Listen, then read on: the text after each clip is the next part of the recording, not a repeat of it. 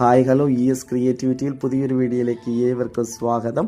നിങ്ങൾ മീൻ പൊരിക്കുമ്പോൾ ഇതേപോലെ ഒന്ന് ട്രൈ ചെയ്ത് നോക്കും മക്കളെ, അടിപൊളി ടേസ്റ്റ് ആയിരിക്കും, എല്ലാവർക്കും ഇഷ്ടപ്പെടും. അങ്ങനെ നമുക്ക് പോവാം വീഡിയോയിലേക്ക്.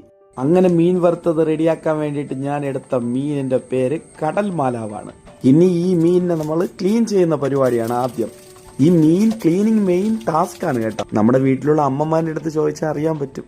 അങ്ങനെ മീനെല്ലാം നമ്മൾ കഴുകി വൃത്തിയാക്കി കുളിപ്പിച്ച് എടുത്തു. ഇനി ഇതിനെ പീസായിട്ട് കട്ട് ചെയ്തെടുക്കണം. ഇത് കട്ട് ചെയ്തെടുക്കാൻ വേണ്ടിയിട്ട് നല്ല മൂർച്ചയുള്ള കത്തിയാണ് നമ്മൾ ഉപയോഗിക്കണം കേട്ടോ.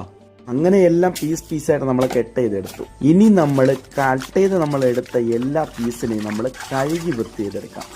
ആ കഴുകി വൃത്തി ചെയ്തെടുക്കാൻ വേണ്ടിയിട്ട് നമ്മൾ സാൾട്ട് വെച്ചാണ് നമ്മൾ കഴുകി വൃത്തി ചെയ്തെടുക്കുന്നത്. വെളുത്തുള്ളി, ഇഞ്ചി, പച്ചമുളക് ഇടിച്ച് ചമ്മന്തിയാക്കി എടുക്കാം. നമുക്ക് നിങ്ങളുടെ എരിവിനനുസരിച്ച് മുളക് നിങ്ങൾക്ക് കൂട്ടിയും കുറച്ചും ചേർത്ത് കൊടുക്കാം. അങ്ങനെ ഇടിച്ച് റെഡി ചെയ്തെടുത്ത ചമ്മന്തിനെ ഒരു പ്ലേറ്റിലോട്ട് മാറ്റിയിട്ട് ഇനി ആവശ്യമുള്ള പൊടി ഐറ്റംസ് നമുക്ക് ചേർത്ത് കൊടുക്കാം. മഞ്ഞപ്പൊടി, മുളക് പൊടി, ഗരം മസാല, രുചി കൂട്ടനായ ഉപ്പും കൂടെ ചേർത്ത് കൊടുത്ത് ഒരു പകുതി നാരങ്ങ നീരും ഇതിൽ ആഡ് ചെയ്ത് കൊടുക്കാം. മസാലയെല്ലാം നല്ല യോജിപ്പിച്ച് കുഴച്ചെടുക്കാം. ഇനി കഴുകി വൃത്തി ചെയ്ത് വെച്ചിരിക്കുന്ന ഈ ഫിഷിനെ നമ്മൾ ചേർത്ത് കൊടുക്കാം.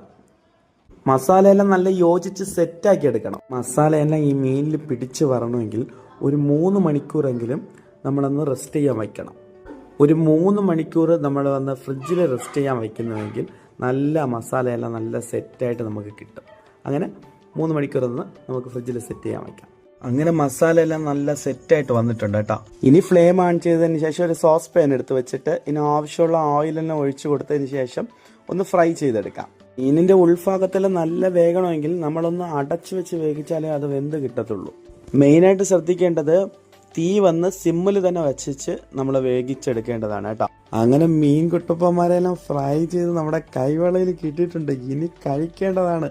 നമ്മൾ ചേർത്ത് കൊടുത്ത മസാലയുടെ ഫ്ലേവർ അടിപൊളിയാണ് കേട്ടോ. അതുപോലെ നിങ്ങൾ ട്രൈ ചെയ്ത് നിങ്ങളുടെ അഭിപ്രായങ്ങളെ കമൻറ്റ് ചെയ്യുക.